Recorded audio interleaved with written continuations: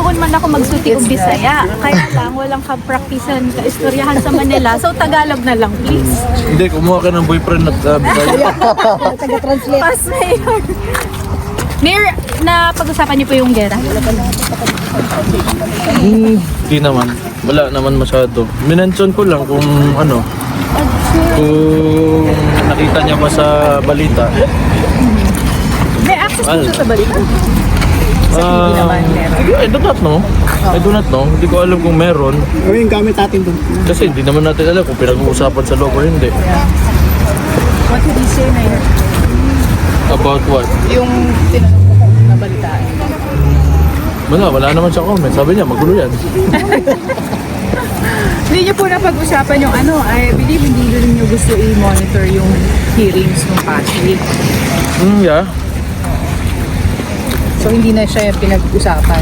It's not allowed inside the detention unit. We're not supposed to talk about the case. Yeah. But how is he?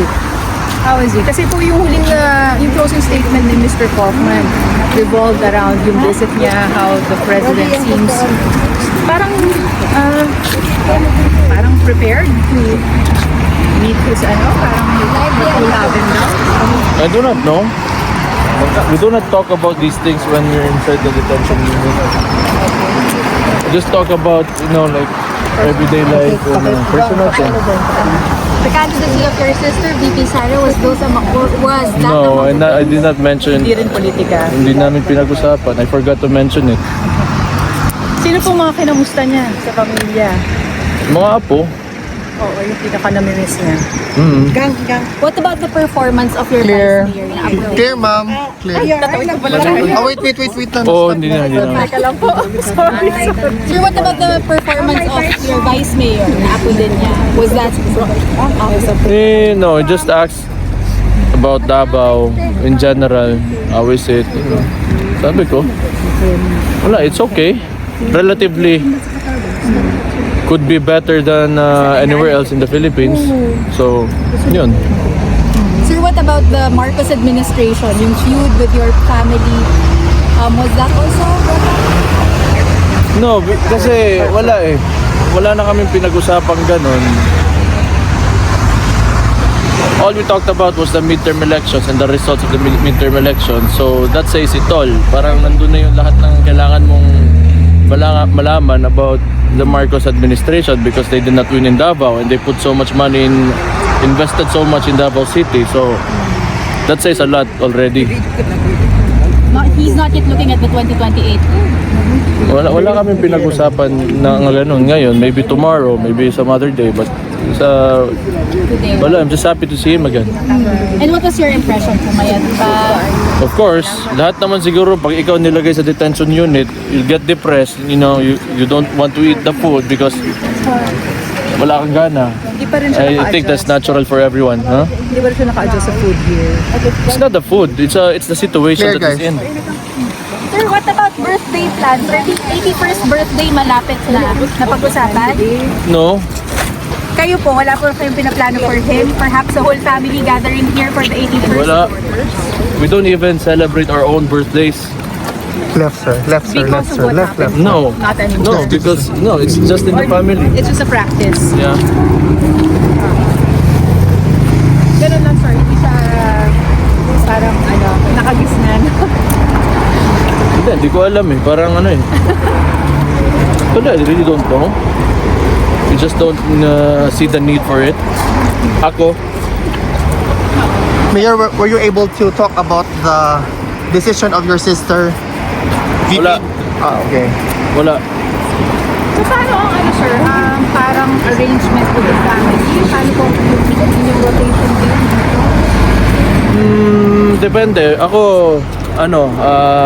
less likely na makakasama sa rotation. Kasi let's say mayor ako ng Davao. Mahirap na matagal ako mawala. Pero, syempre, gusto ko rin makita yung tatay ko. Mayor, I understand Kaya sumisingit. Mayor, I understand na sabi ni Kitty, hindi na kayo nanood nung confirmation of charges hearing, but how optimistic are you na the charges will not be confirmed against your father? Optimistic. I do not think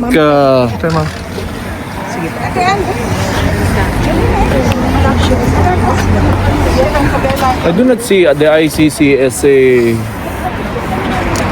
I do not know. I cannot be optimistic about the situation since this is a foreign institution and I do not know. It has its own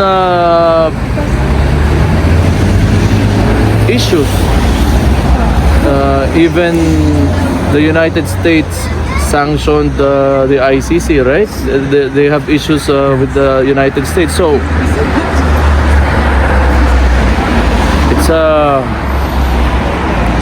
hindi ko alam talaga. I do not trust this thing that you call the ICC. Because most of the people that are in there are from developing countries. Correct. Wala kang makikita dyan na you know from the EU or whatever or Western countries. You know, you don't find people there from west-leaning nations.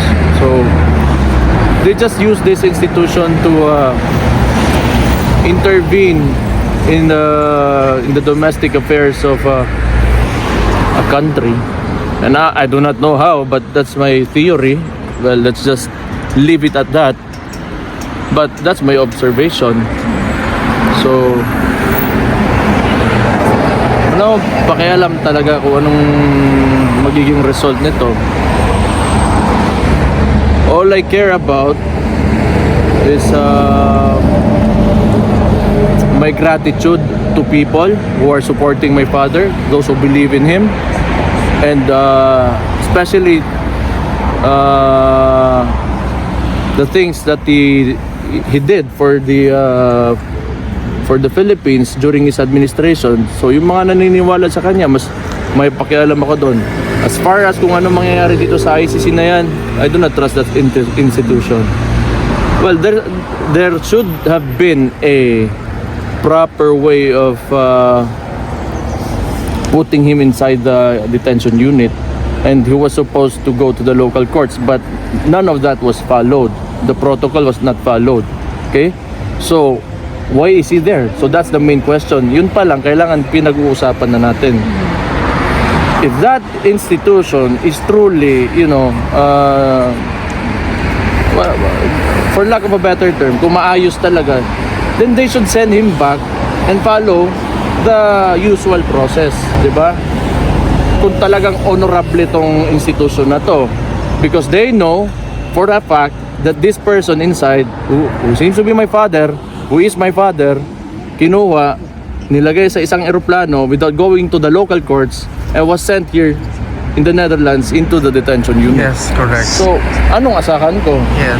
So, how can I be optimistic in an institution that cannot follow its own rules? Yes.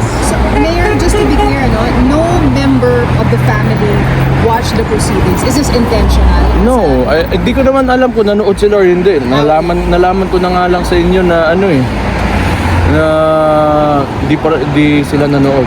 Okay. So, hindi naman siya sadya. Talagang hindi lang, on your part, hindi. No, because you know, if you really want an answer from me, it's just the narrative of the left against our narrative. Yes. That's it. Sino ba yung mga nandyan? Mga NPA naman yung mga nandyan. Kasi sila yung tinamaan during the time of his administration. And they went around Europe and, you know, playing the victim card. That's it. That's basically it. Oh, that's my narrative. So, it's my word against yours and yours against mine. And then also, sa proceedings, si Mr. Kaufman, essentially 2 points. One is that it's politically motivated. And second, that there's not enough evidence. Doon sa politically motivated, may mga Marines na lumabas. Tapos he wants to look into the participation of former Senator Trillanes. What do you think? That's why everything is speculative in this in this situation. That's why I don't want to listen anymore, because it started, with romanticizing what could just have been, let's say, a result of the policies that was enforced during the time of his administration. Ngayon, I really don't know. I really don't know. It's a complex situation. You have the ICC involved, and you have these people from the Philippines or left-leaning, and you know how these are socialist states, the European Union. So